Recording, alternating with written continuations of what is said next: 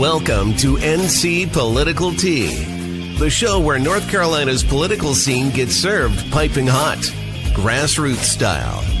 We're here to shake up the status quo with unapologetically conservative takes and a whole lot of Southern charm. From the halls of Congress to under the dome, we're exposing the deals, the drama, and the dirt that the mainstream media won't touch. Who's fighting for your freedom? Who's selling out to the woke mob? And who's about to get roasted? No fluff, no filters, and absolutely no time for spineless politics. Just bold Republican commentary, sharp analysis, and enough sass to make the left squirm. So grab your sweet tea or something stronger, and let's dive into the hottest headlines and juiciest scandals rocking the Tar Heel State. This is NC Political Tea, where the truth always gets served. Hello, good evening. How are you? How are you? I'm hot. We went out, we fixed the pool all day. It's been a mess. Okay. I mean, it's the dog days of summer. It is. But it's also back to school. Yes. But summer flew by, didn't it? Yeah, well, kind of. But you don't have kids home and out of school. Yeah, but I'll just keep thinking about how the deadlines change because of the legislature. And some kids here, they normally wouldn't start this early. Oh, okay. Well, they've started here. Some schools have started here and some start next week. But the nonsense is obviously starting from the teachers union. This that we don't have, thank God. Yeah, this is insane. This is a commie. This is Randy Weingartner, the head boss over at American Federation of Teachers. She's really representative of the Democrat Party. I think she should have changed that title to Why Parents Fear Teachers. Because if you question her, you're part of the fascist group. Well, some teachers need to be questioned, like Absolutely. This guy. We're getting damn tired of it. This guy was a teacher in Wake County. Coles is his last name. He was indicted the end of June here in Wake County on 13 counts of statutory sex offense with a child, 10 counts of sexual activity with a child, and 3 counts of sex offense. I mean, it's 26 charges, right? And so some teachers do need to be feared. Here's another one, Durham Academy, private school. It's a freaking epidemic. It's an epidemic. I want to talk about that right quick. It is an epidemic. This guy is, again, we're seeing over and over again, coaches. This last guy was also a former Boy Scout troop leader. So any time they can be alone with kids, with children, it doesn't matter if it's private, charter, religious, sectarian, rural, suburban, urban. Right. And so here in North Carolina, we've been covering this all year. And in fact, I did a little report, Margot. This is read three that. Teachers I want to, yeah, it's a lot. This is 3 teachers I want to talk about. We've, through research, we've discovered more than 13 in the last year who have been arrested for this. Not all cases have been adjudicated. In other words, they've just been accused at this point. You're not guilty until a jury finds you guilty. So some of them are being adjudicated. But here's what I found from, August of last year to August this year. 13 plus teachers were arrested, or former teachers charged with sex crimes. They're not isolated, like you said. They're not isolated to one county. It's Gaston, it's Onslow, it's Duplin, it's Wake, it's Durham, Orange. Yeah. It's everywhere. Guilford. Buncombe. I saw one yesterday in Buncombe. I was like, what? I know. It is an epidemic. So North Carolina and most school districts, they have background checks, mandatory misconduct reporting, professional conduct rules, and a DPI authority to discipline teaching license, like we said. Those safeguards only work, if there's some sort of licensing action. But the weakness is the gray period. So check this out. A teacher can be reported and, they are still paid. Oh, really? Yeah. Oh, yeah. And the cops are investigating. We want this, right? Because false accusations are a real thing. Absolutely. So But what happens when one agency knows something serious, but the next school doesn't? Or even worse, what happened here was a principal or I think he was assistant principal. He was accused of something. Well, of course he didn't do. And in the interim, they took him out of the school system because of, county job. They put him in DSS. So he had another function in the central office. Well, they're not doing that with all of them because check this out. There's a guy, he was exonerated, by the way. Yeah, I mean, that's important. So in other words, we want to preserve, obviously, we want to preserve the innocence of people's reputation. But these 3 teachers, this we're going to make an example, okay, of these guys. So this is in Randolph County. There's a teacher under investigation and hired by another district. So he's in Randolph teaching when these alleged offenses occurred in 2024. But the law enforcement, the cops in Randolph, look, the school says we did what we're supposed to do. Cops are investigating. But he goes to Guilford County and gets a job while the investigation was still in play. And he wasn't arrested until August. And so. Is he still under, he hasn't been adjudicated in court yet? No. Oh. But, after the info is reported, where does it go? Another classroom placement? What's going on? Cabarrus County, same thing. This kind of the same thing happened. And actually, we're going to have Brian Echevarria up to talk about just other things, but he represents Cabarrus County. Same problem against state lines. Actually, this is the female that you saw in that picture, Jordan Hawk. She resigned from the Kannapolis City Schools after concerns about a student were, reported to law enforcement. But she hadn't been criminally charged. So she takes off and goes to Florida. She got certification in Florida and took another job. Florida officials said she passed the background check because there was no charges. Just an investigation. The procedures might have worked exactly as they're written, but they're still failing to carry the warning forward. That's scary. Yeah. So the guy in the middle that you saw, let me put this up again because I kind of want to match the pictures with this here. This is a really serious case. This guy is last name Steelman, David Steelman. Salisbury police began an investigation into him in 2020. So this ended up being a 6-year investigation. That's nuts. He's still teaching, for crimes dating back to as early as 2012. We're talking about 8 counts. He's been charged with now 8 counts of sex offense with a student and 2 counts of indecent liberties with a student. And he stayed employed with Salisbury schools and worked as a middle school teacher. Was that progressively done? Like, were there charges from 2012, 2013, 2014? Or are they all in the same year? I don't know. As my understanding is he's going to be charged with more, and they kept going forward. Yeah. Oh my gosh. So 6 months, he was arrested 2 months later after. So Salisbury found out about the other allegations, and the district learned about the investigation. I guess he, was arrested 2 months later. But here's my thing. The most striking thing, 6 years between, the district said it became aware. There's an explanation, but parents deserve to know what the explanation is. Yeah. And sometimes a lot of parents just don't really know the entire story. And honestly, I understand that schools want to minimize, but that's not what you do with parents. They have children to protect. Yeah, you can't. And then when people are reading about this post hoc and they're not being told anything, they get upset, understandably. But look, the policy question I have is for lawmakers. The DPI, the police, and school boards also, I'm asking, when credible allegations exist, but no arrest has happened, these teachers get paid, which pisses me off too.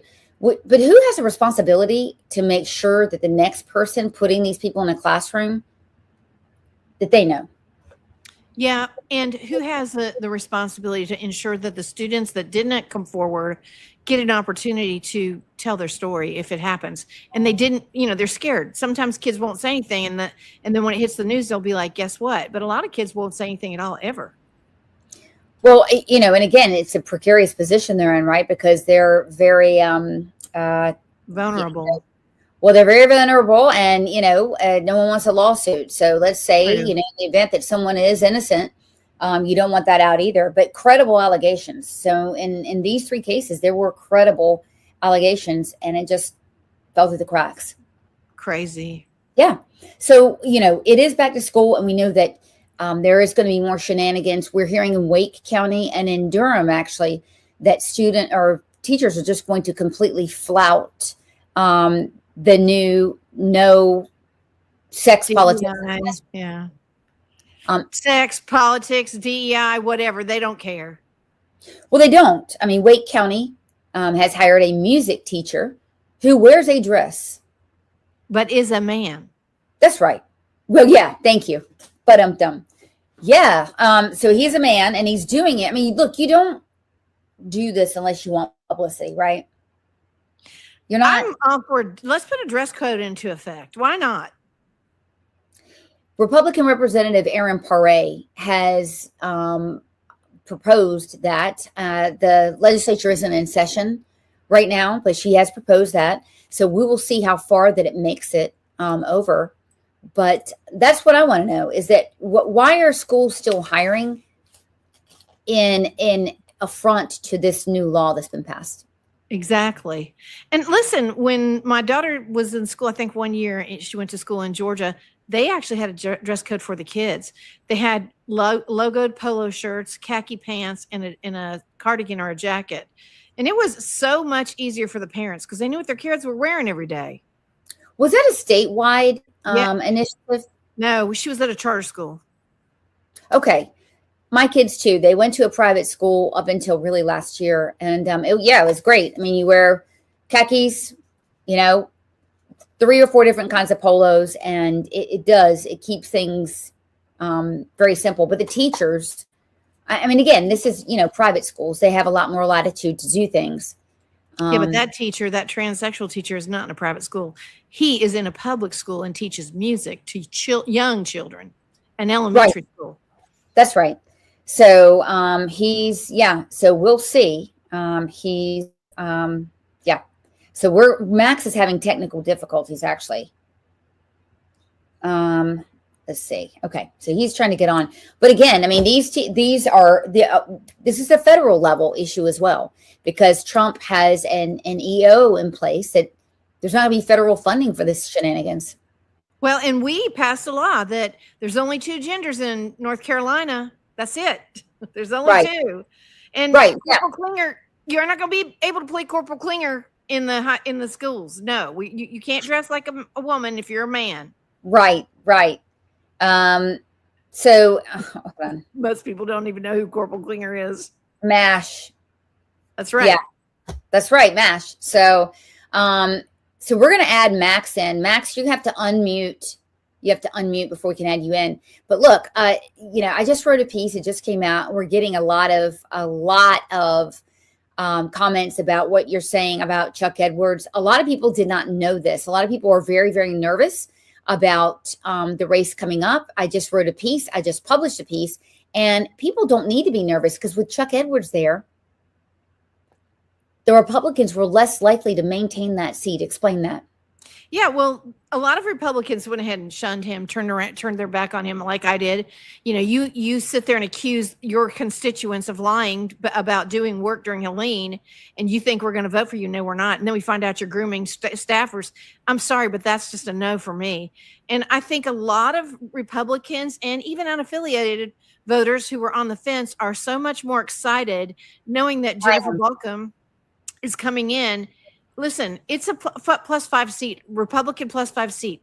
It may be flat by crystal ball or some of these Cook reports or whatever, but let's not minimize the fact that we went over glass, bad roads, and we still voted for Trump at an alarming rate. And I think that if she can just get out and get in front of voters, which has got to happen soon, she cannot hold back.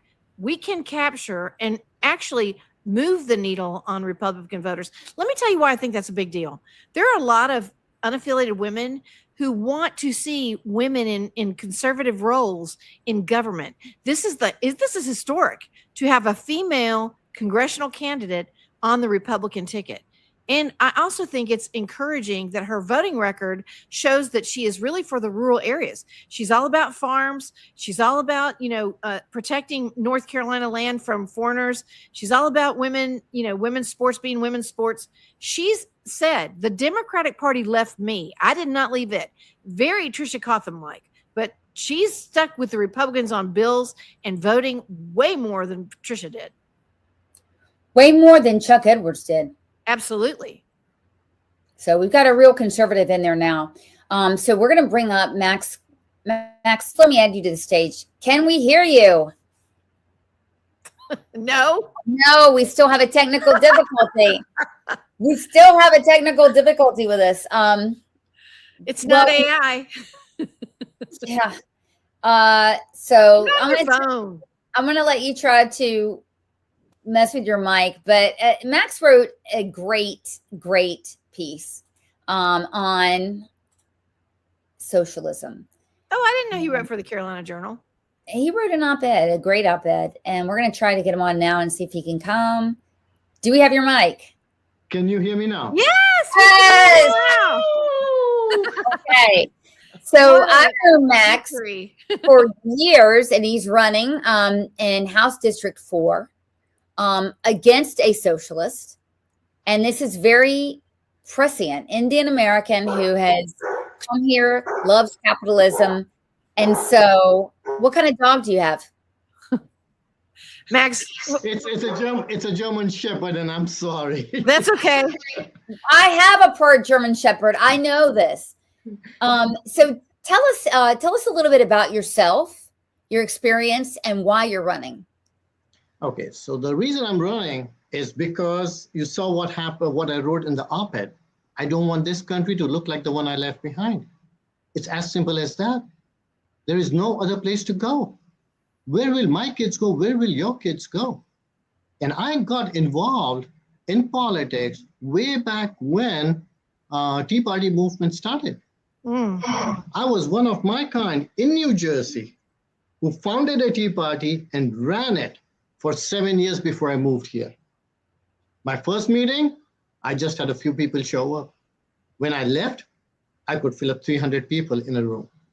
Wow. Yeah. And I call myself a Rush immigrant, to be honest with you. You all know Rush Limbaugh, right? Yes. He converted me from a single issue voter Democrat to a conservative. Yeah. And I thank God I never had to be a Democrat because I started listening to him way before I got my citizenship. Wow. Yes. Back in 1994, I got my citizenship in 2007. But I started listening to him, and he just changed my perspective. He made me fall in love with this country. And we have a real gap in conservative influencers right now, a real crisis going on. And we really need his voice more than ever. Oh, tell me about it. Believe it or not, but the day he passed away, I put my radio, which used to sit right behind me, in the closet. It has never, ever seen daylight. That radio sits there. I stopped listening to any radio show. That's how much effect he had on me. I cried like a baby for a week when he was gone. People feel that way about Charlie Kirk as well. Yeah, my kids used to listen to him. Yeah. I didn't follow him as much, but my kids were his followers, and they love him. Mine too. Yeah. So look, questions, Margot. What do you have for Max? I think does he know what he's getting into running, but anyway. Well, I'm congratulations on running, Max. I think that takes a lot of skill and depth to do, but I really didn't realize India was a socialist country. Oh, think- socialism. Yeah, socialism is actually written in the constitution in India. I don't think a And- lot of people understand that. No, they don't. And I didn't understand that until I came here. It was just a way of life. But when I got here, I mean, I'm telling you, it was a cultural shock. Sitting in an air-conditioned car, no bumps on the road, smooth travel. Healthcare. When I came here, I came as a student. Before we moved in the apartment, we already had the telephone working. And in those days, we had landlines. And in India, you would wait like 6, 8, 10 months, sometimes years to get one. It all depended how much influence you had in the government. Correct. And that's how socialism works. It always starts with helping the poor, the underprivileged, and then they start choking. Then you are the poor and the underprivileged. Well, there are only two categories: the hunter and the hunted. Hunted. There is nothing in between. And that's what I don't want in this country. So there's a stark difference between the elitist and the poor in India. Oh yes, not anymore. Because last 14 years, things have changed 180 degrees. We have a conservative prime minister. Modi. There you go. Everyone loves him. I mean, he's one of the most, Trump, Netanyahu, and Modi. That's a trifecta, I'm telling you. These three guys can change lives like you don't know. And you know, he just changed the country. 250 million people have come out of poverty in the last 14 years. Does he get ridiculed like Trump?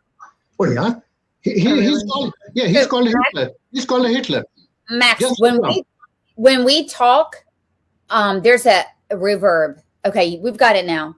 Okay, but you know, while we're speaking about this, that trifecta, and you know, the U.S.'s success in Midnight Hammer and Operation Epic Fury, both of those showed the world that two countries could whip ass with just very, very fast and make surgical precision strikes, particularly Midnight Hammer, and it scared the hell out of the world, NATO countries, etc. And I think the effort to take down Jews in this country and the support in the Republican Party for Israel, some of it is based on you got to break that cooperation right there, because that cooperation is so strong. And like you said with Modi and Bibi are very, you know, that's, people don't realize that that's going to be and is a very, very strong connection that's not talked about a lot. And just like Modi is very committed also to fighting Islamists. And Very Pakistan, committed. when they step over that line, he goes after Pakistan. He's very capable of doing he it. actually did it. He actually did it. That's right. Yeah, he went in the middle of the night, bombed the entire terrorist camps, came right back. Pakistan had no way of saying that he bombed the terrorist camp, because that would be they would admit that, yeah, there were terrorist camps. So, well, I mean, listen, Max, I don't think a lot of people realize how threatened India is also by China, and how aggressive on that border India has been to keep the Chinese back off their border. Yes. I mean, India is surrounded by, you know, Communists and there you crazy. go. Thank you. Terrorists. Yeah. Well, it's like Israel, you know, it's tiny but mighty. And I'm telling you, I love the cooperation that's coming out of there, whether it's the economic cooperation and the tech stuff and the AI and all of that. Oh, yes. It's incredible. And Hindus always had a love for Jews. You I'm know, a Hindu. Everyone calls me a Hindu. you don't have your red dot on. Well, I mean, I have my jewels on, so I. Yeah. So Max, tell us go ahead. about your article. Tell us what you wrote in your article. So what happened was, I remember, you know, I came from a very well-to-do family, and we were farmers. We grew everything, but there were some things we didn't grow. Sugar we didn't make. We grew sugar cane, but we didn't make sugar. We didn't make oil. We didn't make rice. There were some things that we couldn't grow at home. So, but long story short, when India started putting the boot down, the first thing it did was control all sorts of production in the country. Manufacturing, agriculture. When you kill these two backbones of a country, now you don't have a service sector that serves the people. When you kill these three, you are killing job opportunities for people. True. When that happens, you don't have money. You don't have money, you become destitute, and that's when the government clamps you down. They Now, take over production. say that again? They take over production. They do. Everything. Now, what happened was when the agricultural sector was pretty much taken over, people were hungry. The black marketers were making money. Imports were restricted. And if they came in at a very high import duty.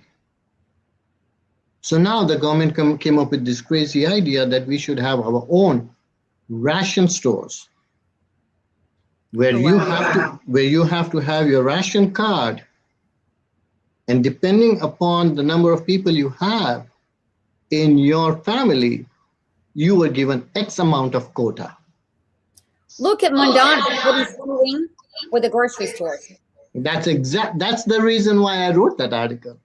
It just took me back in my memory lane when he said we will have government-sponsored grocery stores. I said, I know exactly where we are going to go with this. And there's a mad rush because people are getting something for less. So they make a mad rush to these stores. And before you know it, there are shortages. When there are shortages, what happens? They control everything.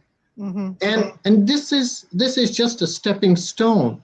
It keeps growing until you are destitute. You as people, the peasants, they always get what they want.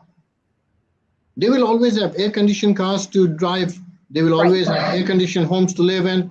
They will have everything they need. It's us who start suffering.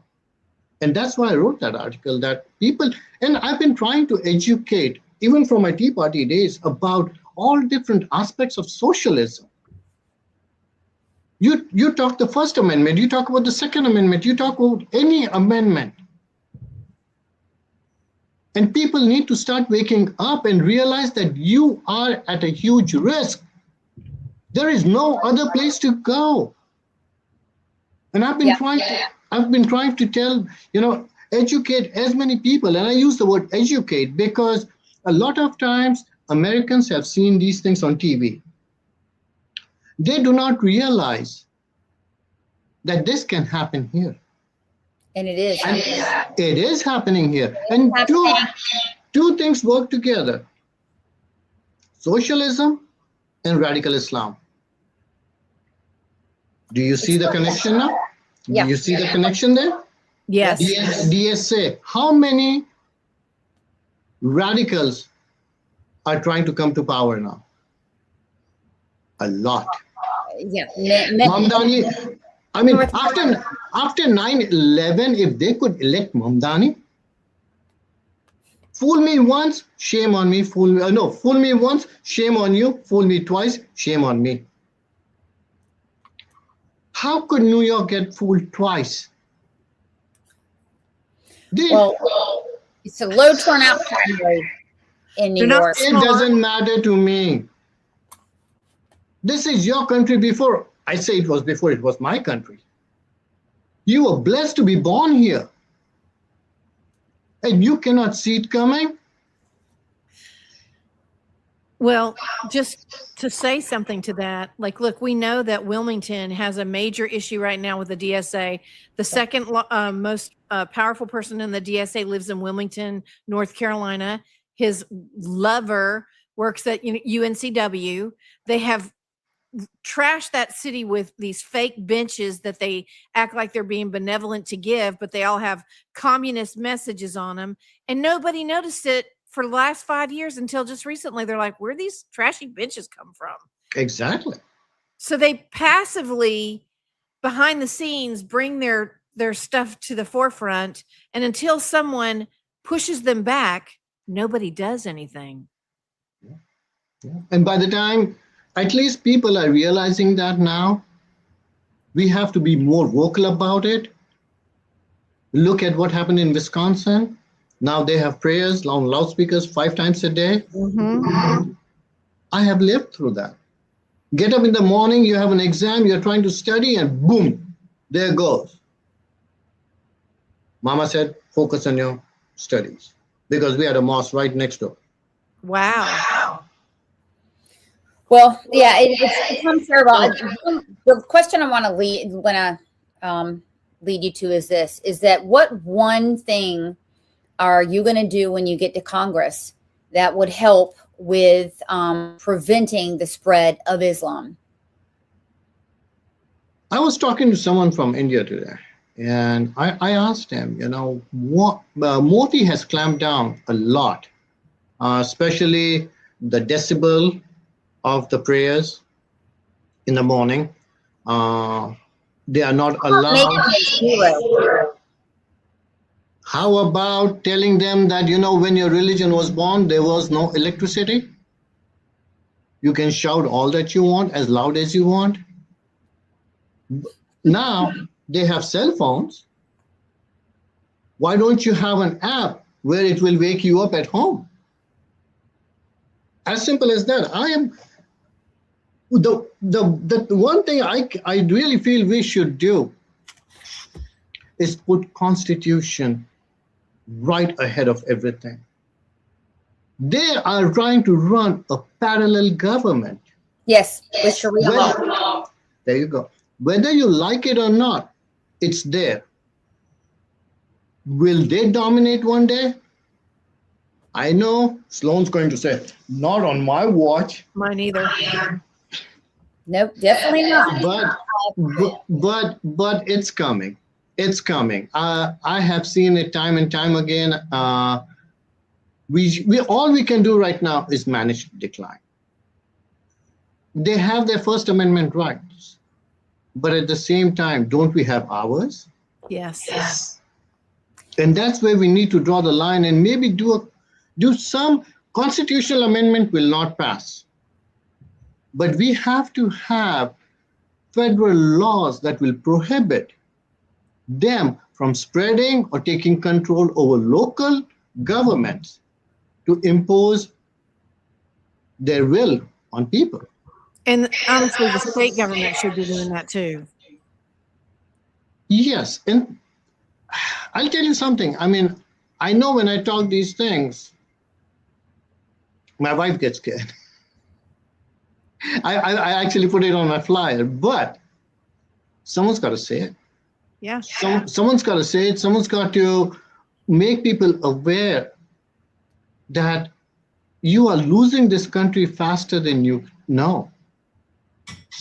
Yeah. Well, thank you. Thank you for coming on, and thank you for your message. Thank you for writing the piece, and good luck with your race. I'm sure you and I are going to be talking very soon. And Max, thank you so much. Thank you, Megan. I see you have at the bottom there your campaign website. Just want to make sure and call that out so everybody can go there and help you out. Thank you. Thank you. Yeah, send me money, please. I need that. Yes. Thanks, Max. Thank you. Have a good one. Bye now. Yeah, I mean, it's really important because we have DSA here. Oh, yeah. Oh, we have it across the state. And we have some breaking news, Sloan. Oh, boy. What's going on? So Jennifer Bolcom's House seat, the vote from the GOP to fill that seat was this evening. And Chelsea Walsh, my personal friend, has won that vote. So she will be on the ticket as the Republican nominee for House District 117. I think she's, Okay. I don't know if she's 30 years old yet. She might be 32, maybe. Okay. So good, because our next guest is going to be serving right along with her. Absolutely. What's her background? Can you tell me her background? Yeah, absolutely. Chelsea is, she owns an insurance brokership. She sells medical insurance in Hendersonville. I think she has an office right there and employs people there locally. She was the youngest chair ever voted for and installed or elected in the Henderson County GOP. She's had a lot of people that did not treat her so well, but she persevered over all of it. I think she ran for city council once and did not make it. And then in the last year, I just want to give her some prayers. Her mother had breast cancer. Her nephew had leukemia, and her father was in a pretty bad accident. And she has just plugged on all through it. I've never met a woman that could do this job better. I'm so proud of Chelsea. Okay, well, great. So we have Representative Brian Echevarria. He's tuning in, and this is fresh news, right? Hey, how are you? Good. That is so. You heard it first right here. As fresh news. I look forward to getting to know her because I expect her to win. She will win. She'll win. She'll get the backing. She ran against Jennifer Balcom, and I think. And then I don't know if she dropped out or if Jennifer won. I don't remember. Primary. But this has been like 4 years ago. But she's got a name in Henderson County. She's done a lot of things like Don't California My Hendersonville. You know, she has really done a great job in getting her name associated with that area, and she'll be a great addition. She also went to the John Locke Leadership School, and I think she was in a class with Matt Ballantyne, who is a Democrat, and I think Jennifer was in her class as well. So she's worked around politics and in it for at least 5 years, at least. Good. Well, she'll have some great mentors up there in the House. So help her. Yeah, you need to get her. You need to keep her away from the lobbyists. Okay. Some of them. Most of the NRA ones are fine, but yeah, keep them away from the left-wing lobbyists that want to train her, because that's what happens, Brian. I mean, you know this. When you there's no instruction manual, right? So when you get up into Raleigh, you have to learn from people. And I guess we've lost Brian, so that's not good. I think he's fixing his film or his. Yeah, here's the thing, though, and Brian will tell you, and I've seen this a lot: is you get a great conservative up to Raleigh, and then they quickly become somebody we don't recognize. A lot of times, that's because they find the wrong mentors, or lobbyists are hospital lobbyists are all too happy to mentor them, etc. And we really need strong mentors in the House. So I'm glad that she's coming into it. So look, I mean, we've got the fundraising issue. So hopefully, and I was just discussing this, a lot of people contacted me after my article came out. The fundraising issue, obviously, Balcom was raising money just for that, that House race. 38,000 she has, I believe, to 2.2 million. So that's got to come right in, because Brian, you know as well as I do, you cannot run, especially a federal House race, out of a mud hut. No, you can't. Listen, these elections cost a lot of money. And that's why I think everybody's going to get behind Jennifer over there. It's a great district. The people are great. The conservative values, I like to call them, people say traditional values, but I've kind of had a shift, because to explain that, I like to say time-tested values. Yes. So the time-tested values out there, out west, they're great. And so Balcom is the perfect congressman for that area, or congresswoman, obviously. Okay. What was it like working with Balcom? She's a champion. She's a champion. She's a fighter. She's ready to fight. So when we went in there, she was championing women's issues, the House Bill 805. She was a big champion for that, with making sure that women aren't exploited online, women and children, making sure that men stay out of women's sports. Imagine that. So she's been a champion for all the conservative issues, and it's been a pleasure to work with her. Well, Brian, I know Jennifer, and of course, the women in sports issues near and dear to my heart specifically. And what I like about her is she's approachable, much like you. If there's something that's going on and I have a question or I want to talk to someone, I know that I can reach out to her and she's going to answer me. And likewise to you too. So kudos to you both. And I think you were both junior at the same time, weren't you? Did you come in at the same time? No, she's senior to me. She's sitting closer to the front. Yeah, so she's been in there since 22. I came in 24, and thank God, she had established some real conservative footholds right there that I was able to step into and support. Including the keeping the sexually explicit materials out of elementary classrooms. Who would have an argument against that? But they did. Democrats. That's who. It was terrible. Not all of them. And if you didn't have a problem with it, they primaried you. Oh yeah. We already know very well. We've seen what happened in Charlotte. Yes. And she had another bill that I really favored. We all favored it. And that is allowing parents to see their medical records of their children. Because right now in North Carolina, it's at 13. That bill is still sitting. I don't know if it's sitting in rules or wherever. It's not passed. Oh, yeah. That's so it passed the House. Okay. It went straight over there to the Senate where it had a nice little comfy parking spot and never saw the light of a vote. I don't know why. I can't imagine. I do. It passed the House. Do. That was important to me. Yeah. That bill was really important to me because obviously I have teenage children. And so that bill was important to me when I realized the idea that they can treat my daughter, my son, and treat me like I don't even exist. So I remember my son actually hurt his leg last year playing football, and I go to the emergency room with him to get an x-rayed. And I had to help the doctor along because he sat there and talked to my son like I wasn't in the room. Wow. And what I did, I was like, hey, just like that. Hey, right here. I'm his father. You talk to me. And thank God that doctor, he didn't go to war with me, right? So he just honored and respected the relationship that was in the room, which is father and son. Yeah. And he talked to me about how we were going to take care of my son. However, that situation could have went really wrong if he decided he was going to. Right. Well, I mean, in particular, gynecological issues with young girls, right? That I haven't, to full disclosure, hadn't had a problem with it. In fact, a lot of these things, luckily, you don't have a problem until you do sometimes. And maybe you don't have the problem. But we've heard from 100 parents that the gynecological issues or vaccination issues, where kids want to get vaccines when they don't even, like my kid, like a dummy. I love this kid, but let me tell you, she didn't know where her shot record was. So she just decided she was going to get another one. I'm like, no, you're not. Don't go get another one. You don't need it. Listen, that's hopefully we can get that straightened out in the next session. I hope you do. What else is coming up in the next session? Speaking of the next session. What'd you say? I said, what's coming up in the next session? Speaking of the next session. Man, well, being that it will be my second session, I know for me, it means I can get a head start. So instead of waiting till March to be able to file a bill because I was learning the process, I'll be able to go in running. We want to get the Parental Medical Bill of Rights back in there. We have the Rape Savers Protection Act, which passed the House. We sent it to the Senate, which would have put some of the kibosh on the cost that the data centers are causing. Tell us a little bit about that, because we want to talk about affordability. I think too many times candidates get out there and they're like, yes, affordability, things should be cheaper.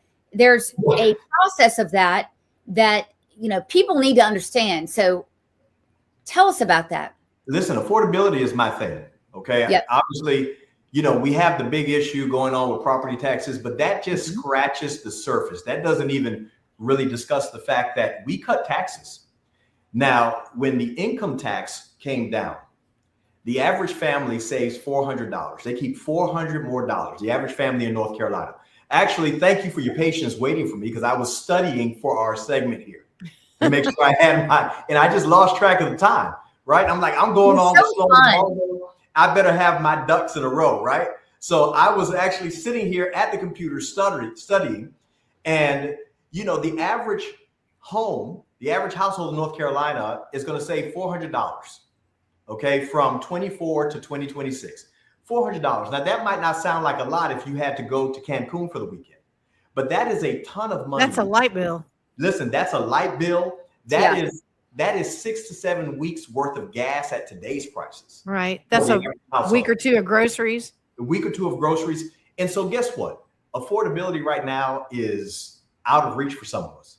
How much further out of reach would it be if we didn't have the tax cuts here in North Carolina, the working families tax cuts from Washington, which caused the refunds to go up 11%. And the average family, when I say average, I'm talking about the everyday North Carolinian like myself, saved. They kept $815. So imagine what the affordability crisis would look like without that $1,200 that between good, at least I wouldn't call our governance quite conservative yet, but Correct. the principle of cutting those taxes is delivering big wins for us in North Carolina. Yeah. Well, look, deficit spending drives inflation. We Period. still have a problem with that here. Period. They like to spend the money. We almost had a baseball team, I heard. I wasn't a part of the negotiations, but There's a lot of stuff. Dumb. And I've been I have not kept this to myself that I like the House's plan. I'm partial to the House. I don't believe the Senate is conservative enough.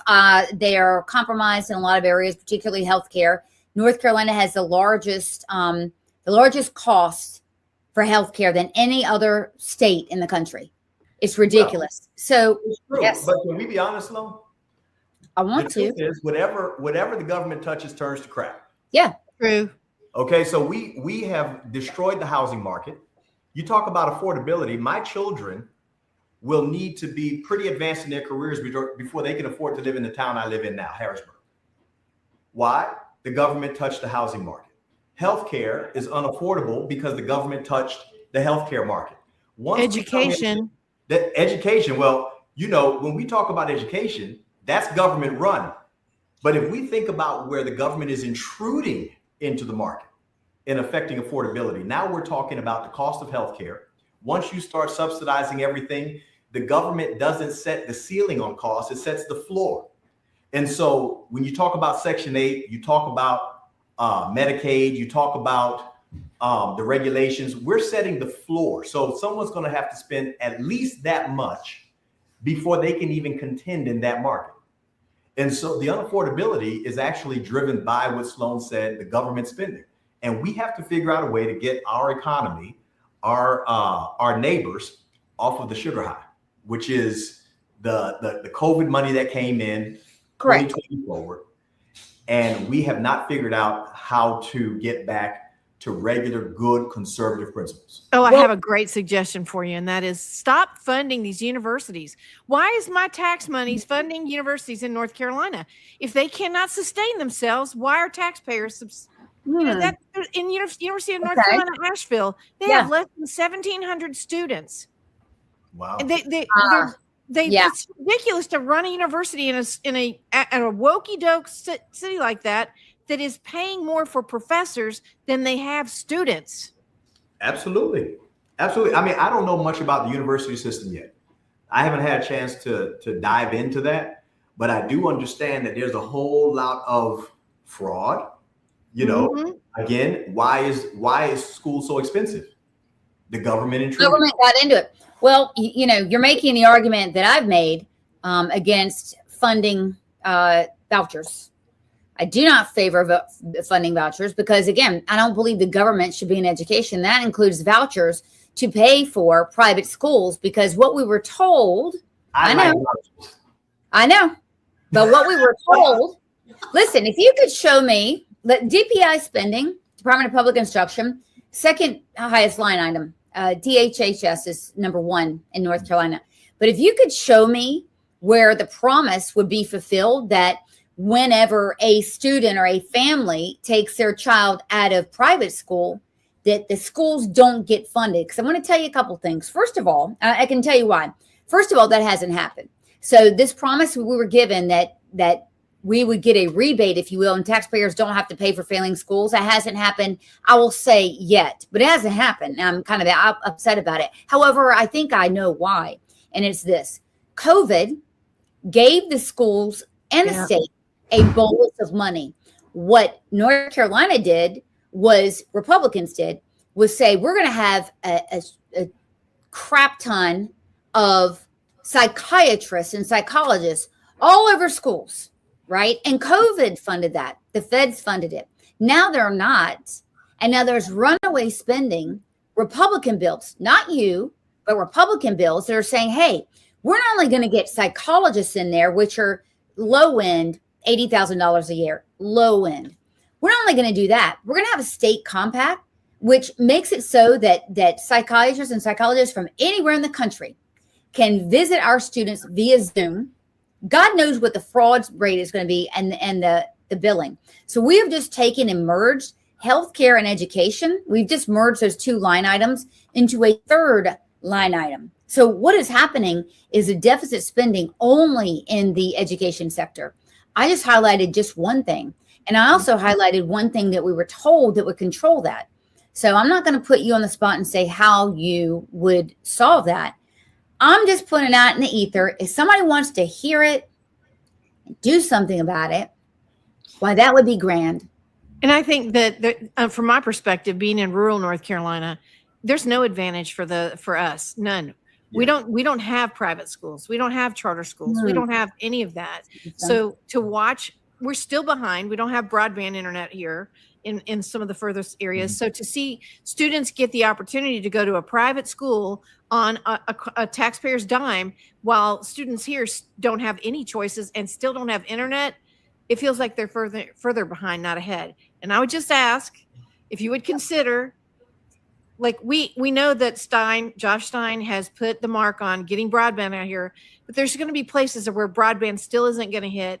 And we really need to make the effort to get those Starlinks we kind of used and proved were worthy in Helene out in the most rural areas of North Carolina where they're not going to put broadband. And those kids deserve to live there in their quiet country areas, but still have internet. Well, I can't disagree with you on that. What I can tell you is the train tracks had to make it out west. That's true. So we're in the middle of getting that done. I don't think anyone's ignoring that. I mean, when you think about Western North Carolina, I don't know a lot about it, but I do know that it's a wealth of potential. You're talking about Asheville over the proximity to Tennessee, to Atlanta, to Georgia. It is full of potential. So the tracks are going to make it out west. Now, in regards to the schooling, the issue is you have every student funded by our public dollars. Correct. So I don't necessarily like to call it a voucher. It's not a voucher. Voucher is something I got for free. I think it's, are we going to fund the student or fund the system? And we have to give parents the opportunity to vote with their decisions. So if their decision is to go to a charter school, a private school, or in some cases homeschool, then why do they have to miss out? It's almost like we treat any family that makes a different decision like they've betrayed the community. Therefore, you comrades. They betrayed their comrades. I think it's less like that. But what you just said, like, I bought into that. I like that. But what I'm not seeing, okay, and I know, and I'm talking statewide, right? Yeah. Statewide, we have 100 counties, guys, and we have 115 school districts. So, you know, it's very individualized, right? I mean, Wake County has put themselves. I saw a great post by Erin Paré, the rep here in Wake County. She's like, look, I mean, you guys took the COVID dollars and you did a bunch of bonuses. Now you're raising taxes for air conditioner system that you said you were going to use the COVID money for. But again, I want to see a dent put into state funding of public schools if we're already creating this right now unfunded mandate, right? Or this unfunded line item for the opportunity scholarships. Mm-hmm. That's just fair. I think there has to be a dent. Now, the dent is this. So I can tell you what happened in the budget without locking down exact numbers. So let's say a school doesn't get 2 students. So the funding for that student doesn't go to that school. Now, I think that's fantastic. The reason is we say our schools are overcrowded. If the schools are overcrowded and that's making it more difficult to educate them, why would anyone be against the idea that they can be well educated in another form? Okay, so that's one. Great argument. Schools are overcrowded. There's not enough. We don't have enough schools. Well, guess what? There's other options that can kind of relieve some pressure. 1 student, 2 students at a time. I don't know how many. Okay, so that's one. But what ended up happening is the narrative that somehow opportunity scholarships take money away from public schools. That's not true. It's just not true. So what we ended up doing is the money that was potentially lost from opportunity scholarships or parents making a different decision, we end up putting that back into the school system in the form of compensation for other employees, cafeteria workers, administrators. Yes. Yes. Okay. Now listen, I'm all for it. Good. I like to bless people, help people. But the truth is, it was to pacify a false narrative that public schools were losing money. Right. Mm. And I'm not much of a narrative pacifier. I think the sooner we have the discussion, the sooner we can get over the issue as opposed to pacifying it. Public schools were not losing money. We have in our public schools, and I said this on the House floor, some of our students are going to the best universities, the best trade schools.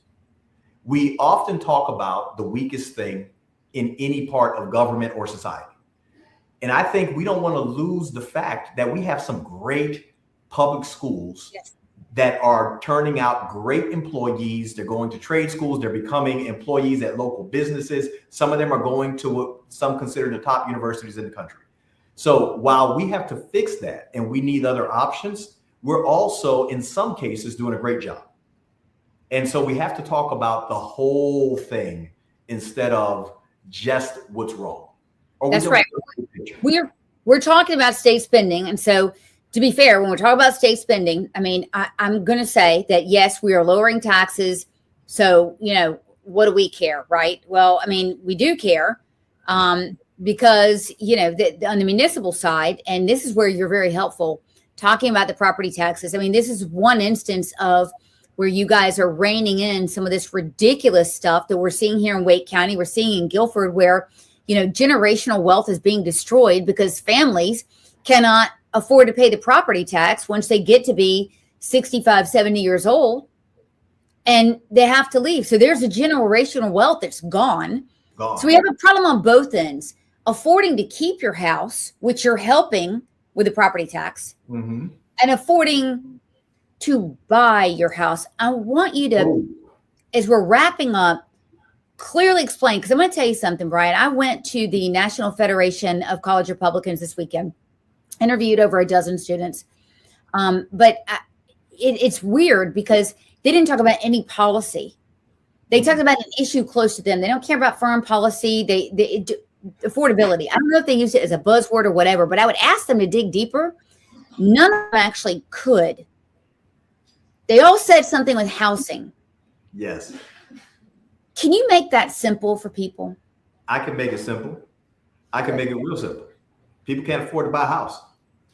There's a couple of reasons for that. Some of them are social. Some of them are governmental. And the social reasons are, one, folks are not getting married. No one talks about that because no one likes to talk about the behavior of your neighbor. Yeah. Okay, well, if you don't get married, you don't have 2 households, it puts a lot of things out of reach. Right. Not just house. That's true. So that's one. Now, why did you pay $9 for coffee just because it's part of your cultural thing? Yeah. You didn't have that. Yeah, we didn't have that. So there's some things that have changed socially that are making things better and other things that are making things more complicated. The other thing is we have regulations that on new construction drive up the cost of a house by 24%. That means if you buy a house for $200,000, it doesn't exist, but I'm just using a round number. Okay, 50,000 of that is because your government put something on paper. Now, some of those things we need. Okay, we don't want houses falling down. Right. However, some of those things we don't need. The other big funky secret, it's a big funky secret. I'm going to say it, 30 to 50% of the cost of an existing home is due to housing restrictions by government. Well, we know that in Helene, there should have been no issue putting up What do you temporary mean? housing. What he's talking about is the cost to permit for things, the restrictions that are put on builders. Go ahead. No, that's the 24%. What Okay. I'm talking about is the home that's been there for 15, 20 years. When it goes on the market, 30 to 50% of the cost of that home is because there aren't new homes in the area. Yeah, now I got that. Now I didn't invent that. That's straight out of Thomas Sowell's Basic Economics. Okay, so I didn't invent that, but I looked into it. And so we want our communities, and I want my community. I am a NIMBY guy, not in my backyard. I don't apologize for that. I want my wife to be able to go jogging, my children to be able to take a walk. Okay. However, I also realize the impact of that. So out there in California, I want to say Santa Barbara area, they didn't build a house. They didn't allow the new construction of a house for almost 20 years. Wow. The result is the multi-million-dollar homes where people can't afford. So the reason it's demand and supply, that doesn't stop with the housing market, which is fine, except when the government is the cause, it's not a true value. It's not a true increase. And when we talk about the 18 to 30-year-old, okay, those are my people. Yeah. That's who I hang out with. That's who I listen to really know what's going on. They watch more of the internet than me. Those are my people. They're dealing with two things: the affordability. Okay. I can't buy a house. So I have to talk them through the idea like, hey man, you know what? Not everybody gets a house at 25. Correct. You might not get your dream house at 25. My wife and I have owned 6 different homes before we lived in the home that we live in now. Right. So I talked them through that. The other thing is 2020 and 2024. Okay, it's something that they deal with, and it's the way the socialists are recruiting our people, and they're our people. In 2020 and in 2024, forget the activists for a minute. George Floyd, Epstein. Okay, forget the activists. Forget the people who wanted to make it racially divisive. Forget the people who wanted to make it partisan. What you heard from the people, not the activists, was a cry for justice. So you had those on the left saying, we want justice. And now you had 2024, those on the right saying, we want justice. And so you have this promise of America, which is not just equal opportunity in the marketplace, it's equal treatment under the law. And our 18 to 25, 18 to 30-year-olds are seeing that has been broken. The promise of equal treatment under the law has been broken. If you arrest, if a young man today is 22 years old and he steals a couple of packs of steak, he's going to go out with handcuffs. Okay. And if he has a wrong attitude, handcuffs might be a little tighter, deservingly so. Okay. Yeah. Right. They might be a little tighter, and he's going to go to jail. He's going to have to explain to the prosecutor the DA, why he took that steak. And he's going to have to figure out how he's going to deal with the consequences. But apparently, you can steal a whole human. Okay? They call it trafficking. You can enslave and steal an entire human being, and they won't even redact your name. And we're tired of it. Yeah. We have a cry for justice. George Floyd, forget the narrative. The only thing the people were saying is we want justice. Epstein, forget the narrative. The only thing the people are saying is we want justice. So that entire age group, no matter which household they come from, is crying out for justice. And I agree with them. We have to get rid of the two-tier system. And all right, listen. To get our people back. Not just right. a house. No, you're right. Equal treatment under the law. And it's not just, subject to those two issues, because we in North Carolina are seeing what is happening in Charlotte, where we've talked about that poor young woman. Victims are dehumanized, Margot. Yeah. They are, but the criminals, they get a rap studio in jail. They get 4 hots and a cot. No ankle monitoring. They get to be out on the street, and we're seeing it. So, I mean, you can talk about Epstein as a conceptual thing or a symbol, but the messed up thing is it's obscuring the fact that justice is absolutely not being done, because you've got people that have been violent criminals that have been arrested 19, 20 times, and they go out and they finally kill again. That's where the real injustice is. Yet, to your point, that's being obscured by these symbolic things. Well, the symbolic things, I agree with you. It does get obscured. The symbolic things it gives people permission to vent, right? So the symbolic issue is not the issue. The truth is, if we're talking about enslaving humans, we need to talk about the school teachers, the coaches, the volunteers. We need to talk about your uncle, your brother. Anywhere there's children, you are going to have that. Look for this story that will come out on Monday. Wow. You're going to see it here first. No way. Yes. We've had over, listen to this, we've had over 13 teachers arrested in a calendar year. Okay. Now they're not adjudicated all. They've been accused. We've covered them all here. But these 3 teachers, one of them in Cabarrus County, we found something in the system. Yeah, something in the system where teachers are being passed on. They're under investigation, but they're going to teach somewhere else. So look, here's the point, is that the real justice issues that you're ignoring might kill your ass or get your child raped. And a lot of voters are not acting accordingly, because Riley kind of justice. Then that's on the immigration side. But this whole thing, the Democrats are not fit to lead, and they're dangerous for our children and families. This is not hyperbole. We've pointed out that there are four bills on the books that Democrats have this session that will actually retract the protections we've enacted. One of them is no trans surgery or treatments or psychology or mind warping for 2-year-olds. That's one of them. Another one they're trying to claw back is HB 808, which I took a strong hand in getting that exposed and passed, where you're allowed to do sex change operations. So in other words, what's happening here is, while everyone, if they're arguing about Epstein or whatever, they're not voting. They're using it as a pretext not to vote. And you're going to let real trafficking and abuse happen. Yeah. So my thing is, you're right.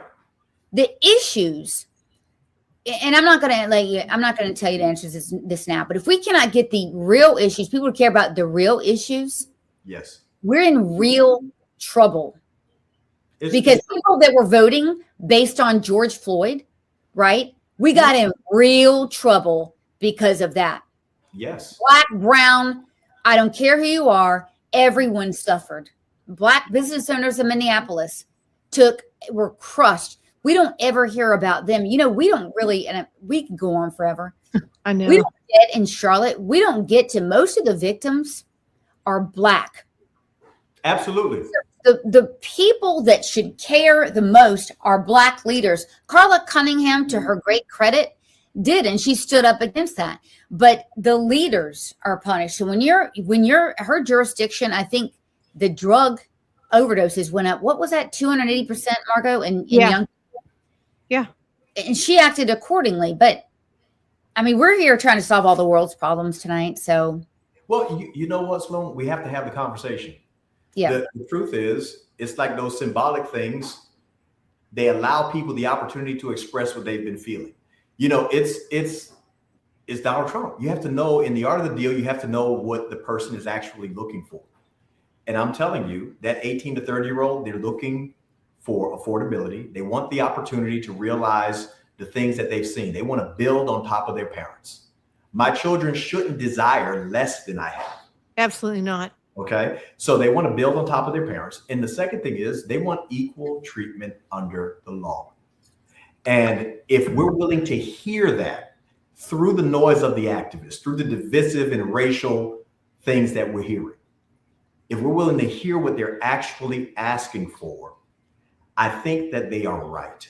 And we have the chance to go ahead through the House. I mean, I'm one dude, one of the most humbling experiences ever is I can do nothing. You need the others in order to move things forward, right? That's not true. You've had the bully pulpit. And here's the thing. What you're talking about, too, is DEI. You passed 2 bills and you were the spokesperson for DEI. That is justice, because it is not fair. Okay. Because look, I know this from being Jewish. You put a system of DEI up there, and one day it could be, oh, okay, we're against white people. Oh, okay, we're against Jews. Well, this will swing back around. It's going to be against black people, against minorities. We've seen that happen. But, I saw this interesting article featuring you, or a sponsorship where you were a spokesperson. They were featuring you for being, a Hispanic Republican. And I'm like, you're a switch hitter. I mean, you can be, Hispanic and black. So you've got the voice. And by the way, one thing that makes me mad is that the GOP doesn't have more outreach to get more people, because you're speaking again. I mean, you're speaking, DEI, but it's from personal experience. It is. Well, sometimes you hit the lottery. And growing up, I was born in 77. You got it made. Yeah, I didn't know, because, in 77, it wasn't so popular to be me. Okay. Yeah. Be biracial, right? Not rich. But then here I am, where my family looks like everybody. Yeah. So I have this unique ability to love everybody from a very personal experience. And I know that anyone being discriminated against is wrong. Okay, listen. I think you had it better than most because you look like Tubbs from Miami Vice. Depends on who's telling the joke. Yeah. And I just have to say, you're a military kid, which most parents in the military, I'm sure your family was the same way. Everybody wore the same uniform, got paid the same. Nobody cared what color you were. You had to go to work and do the same job. Well, that didn't happen for me till I got in my teenage years. So my mother joined the military a little later. Oh, wow. So I had, my mom was 16 when I was born. Oh, I did not know that. Oh, yeah. 16. My dad was 17, my natural father. And my mom got married when I was like 12. Right? And, so your life changed. I had two experiences. And I can tell you that discrimination is discrimination for things that you just can't even control. Right. Okay. Yeah. It's like, real. It's the worst thing. And it's true. Today, it's one group of people. And tomorrow, it's another. Yeah, it will. It will. So what happened is, years ago, someone was talking to me about the DEI stuff. And I'm like, man, I don't think so. My family's amazing. Some of them are dirtbags. Some of them are fantastic. And they come in every color. Right. And, but I realized that as a Christian, one day, the DEI gun is going to be pointing me straight between the eyes. It's going to be looking right at my children. Mm-hmm. Discrimination is a loser, and it doesn't fix anything. So what they do is they get these well-meaning people and they say, hey, well, somebody's gotten hurt over here. We should help them. It's activism again. It's that what you were talking about is that it's it was a part of justice. And that's what I'm saying. That's why we have to deliver we have to deliver the promise. Forget all of the social justice crap. We have to deliver the promise that comes with capitalism, that comes with freedom, that comes with our Constitution. Yeah. That promise is equal treatment under the law. And we have to deliver. Republicans are the only ones in current political discussion who even realize that exists. So we have to deliver that. And we're gonna completely sweep that 18 to 30-year-old group, because that's what they're looking for. All right, guys, we have to close it out. Yeah, you have a fundraiser coming up. I need to know when and where it is so people can donate or show up. Please. That is on April 15th. That's in Harrisburg from 3 to 7 p.m. Wait, August. Oh, August. I'm here. Sorry about that. August 15th. April 15th, because I was looking at tax day earlier. Tax day, right. Yes. August 15th, 3 to 7, Harrisburg, North Carolina. If you go to my Facebook page, you can find the link. Please, we're definitely raising money. You can't get the message out for free. I believe everybody will vote for me who can hear me. And I just think, I'm thankful for my community. I'm like, Democrats should vote for me, unaffiliated, Republicans, everybody should vote for me. And they do. Yes. So, all right, guys, well, have a wonderful evening. We'll see you guys next week. Margot, good luck with your pool. Thank you. Always good to see you, Representative Echevarria, and I'm very excited that I did contribute to your campaign. I hope you get to put out 2,800 more text messages because Let's of it. go. Absolutely. All right, guys. Have a great evening. Enjoy the rest of your summer evening. Good Bye night. now. Bye. That's a wrap on today's NC Political Tea. We hope you're leaving sharper, spicier, and ready to take on the political craziness in the Tar Heel State. If you loved what you heard, or even if it made you mad, don't forget to subscribe, leave a review, and share this show with your friends, family, and that one coworker who just needs the truth. Follow us on social media to stay in the loop and get your daily dose of conservative fire.